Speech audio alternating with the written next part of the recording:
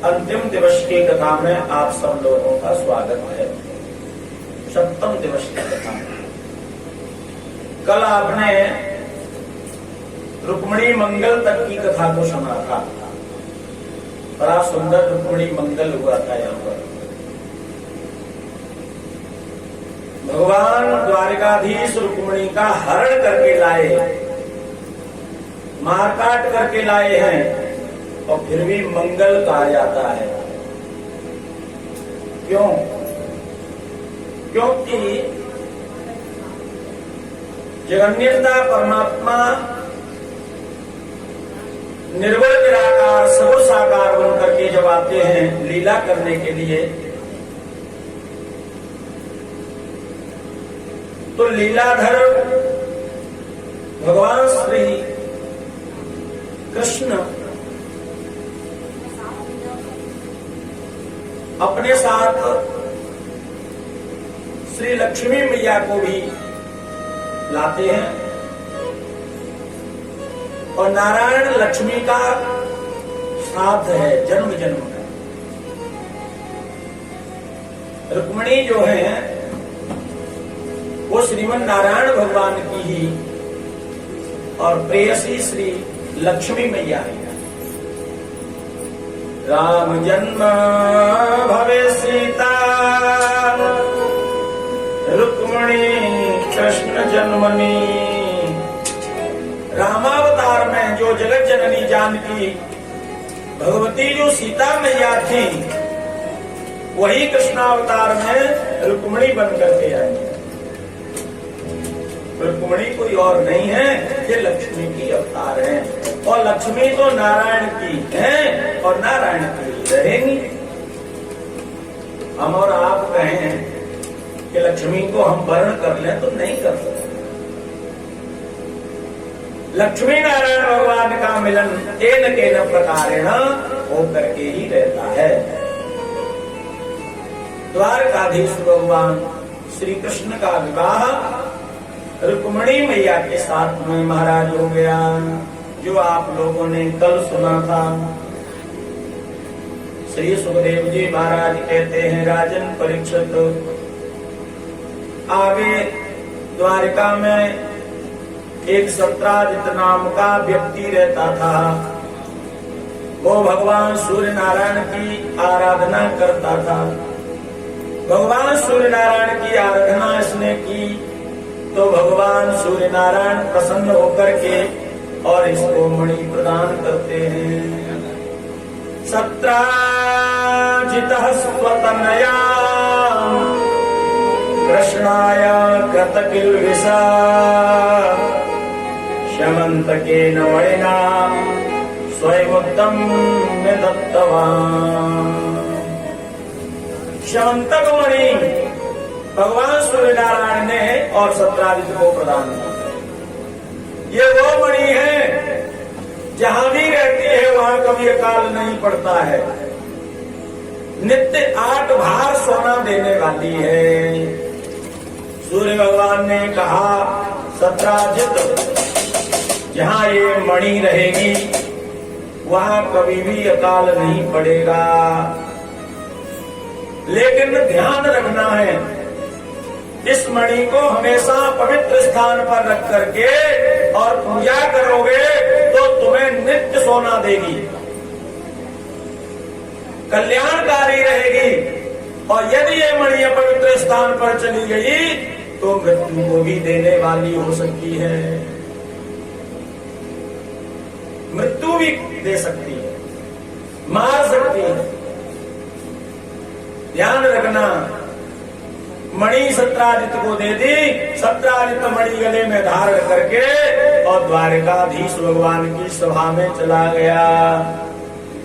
जब सभा में जा रहा था तो सभा में जो भी लोग बैठे थे द्वारिकापुरी के, उन सबने देखा तो सामने से कोई दूसरा सूर्य पृथ्वी पर आ रहा है, ऐसा लग रहा है।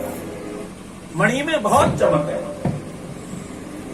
जब द्वारिकापुरी वालों ने देखा तो सत्राजित, भैया सत्राजित तेरे पास में इतनी सुंदर मणि कहां से आ गई? सत्राजित ने कहा, ये मणि मुझे भगवान सूर्य नारायण ने दी है, ये नित्य सोना देने वाली है, जहां भी ये मणि रहेगी वहां काल नहीं पड़ सकता है। द्वारका वासियों ने कहा, भैया सत्राजित, फिर तो ये मणि द्वारकाधीश भगवान के खजाने में होनी चाहिए। भाई राजा है, वो समाज के कल्याण के लिए संपत्ति लगाते हैं। सत्राजित को तो ऐसा लगा कि कहीं द्वारका वासी और मुझसे ये मणि लेकर के द्वारकाधीश भगवान को नहीं दे दें। इस डर से उस सभा में से खड़ा होकर के चला गया। मणि जाकर के अपने घर में रख दी और मणि को देख करके छोटा भाई प्रसेनजित गले में धारण करके और घोड़े पे सवार होकर मृगया करने चला गया। मृगया करने चला गया, लेकिन लौट करके नहीं आया। किसी हिंसक जानवर ने हमला कर दिया और गोविंदाय नमो नमः हो गई। जब लौट करके प्रसेनजित नहीं आया तो सत्राजित के मन में महाराज शंका होने लगी, चिंता होने लगी और तरह तरह के विचार आने लगे। अब किसी से कह नहीं सकता है, क्यों? क्योंकि महाराज प्रमाण नहीं है। एक दिन पत्नी ने कहा, स्वामी तुम चिंता में अधिक रहते हो, न खा रहे हो न पी रहे हो, क्या बात है? सत्राजित ने कहा, तू का उसे कह नहीं तो एक बात बताऊं। कहो। मैं भला क्यों किसी से अपने घर की बात कहूंगी? सत्राजित ने कहा, नहीं देवी, ये बात झूठी भी हो सकती है, इसलिए किसी से कहना मत। जब सत्य हो जाएगी, प्रमाण मिल जाएगा तो मैं अपने आप कह दूंगा, तो सबसे कह देना, लेकिन इस बात को मत कहना। पत्नी ने कहा, चिंता ही मत करो, मैं किसी से कभी नहीं कहूंगी, बताओ क्या बात है? सत्राजित ने कहा, मुझे लगता है मणि के लोभ में आकर के कहीं द्वारकाधीश भगवान ने मेरे भाई के साथ में ऊंच नीच तो नहीं करवा दी। ध्यान देना, सत्राजित ने तो एक शंका के माध्यम से कहा है, विचार किया है केवल, लेकिन इसकी पत्नी देवी ने तो एकदम प्रमाणित करके और अपनी किसी सहेली से जाकर के कह दिया, तू कह नहीं तो एक बात बताऊं। मिलने मुझे कही तो नहीं हो गई, बताइए मुझे, लेकिन तू मेरी प्रिय सहेली है, तुझसे कोई बात छुपी ना है। बोले बता बहन क्या बात है? देख आप तक ना ही कही तो अब कैसे कहूंगी? बोले हाँ भाई कह दीजिए, मने करते हैं। कहा बात है? माँ ने कही कि मणि को ले लिया है और मेरे देवर प्रसेनजित को द्वारकाधीश ने मरवा दिया है। कितना अंतर हो गया? उसने किसी अपनी प्रिय सहेली से कहा, तू कह नहीं तो एक बात बता। बता। बोले तुझे पता है सत्राजित का भाई लौट के नहीं आया, वो मार दिया है और मणि को छुड़ा लिया। देखिए कितना अंतर हो गया। अभी बात 3 के कानों में गई है। सत्राजित ने कहा, मुझे ऐसा लगता है कि कहीं मरवा तो नहीं दिया, और पत्नी ने महाराज कह दिया कि वो मरवा दिया, और तीसरी सहेली जो है वो कह रही है कि मार दिया। प्रायः कृष्णेन निहतो मणिग्रीवो वनं गता भ्राता ममेति तच्छ्रुत्वा कर्णे कर्णे जपंजना। कानों ही कानों में बात पूरी द्वारका में फैल गई कि द्वारकाधीश भगवान ने और सत्राजित के भाई प्रसेनजित को मार दिया और मणि छीन ली। ये बात द्वारकाधीश के कान में पहुंची। द्वारकाधीश भगवान विचार करने लगे, भैया मैंने तो मणि को देखा भी नहीं है, ये झूठा कलंक लगा दिया। बिना किसी खर्चे के, बिना किसी दिए हुए, बिना किसी प्रचार के बात गांव में फैलानी हो तो पत्नी देवी के कान में बात डाल दो, यूं और कह दो कि कहियो मत तो मिनट से पहले महाराज बन जाए। पेट में खलबली मचती है,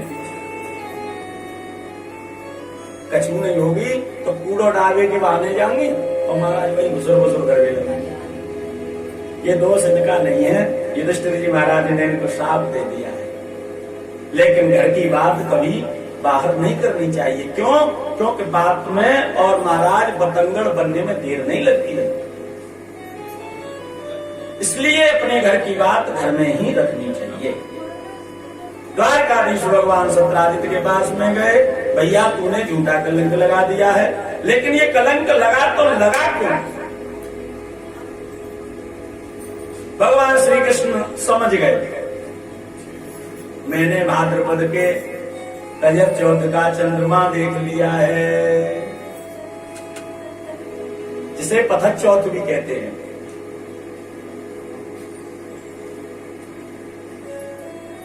भाद्रपद की चतुर्थी का रजत चौथ का चंद्रमा कोई देख लेता है तो उसे झूठा कलंक लग जाता है। उसके दूर करने के लिए भगवान नाम संकीर्तन करना चाहिए। वैसे तो लोग कहते थे कि पड़ोसी के यहाँ पत्थर फेंकने चाहिए, तो महाराज आज के जमाने में पत्थर फेंक दोगे तो गोली नहीं चल जाएगी। ये तो उस जमाने की बात है, आज की नहीं है। आज तो केवल भगवान स्मरण, भगवान नाम स्मरण करना चाहिए और भगवान की पूजा करनी चाहिए और प्रार्थना करनी चाहिए कि हमें कोई भी परेशानी नहीं है। द्वारकाधीश भगवान कहने लगे, सत्राजित तूने झूठा कलंक क्यों लगाया? सत्राजित ने कहा, महाराज मैंने नहीं कहा, मैंने तो अपनी पत्नी से विचार विमर्श किया था, लेकिन अब मुझे क्या पता है कि मेरी पत्नी देवी ही बात को फैला देंगी और फिर धीरे धीरे पूरे द्वारका में बात में मतंगड़ बन जाएगा। मेरा भाई लौट के नहीं आया है, इसलिए दुखी होकर के मेरे मन में ऐसे उद्गार आ रहे थे, विचार आ रहे थे, ऐसा होता है।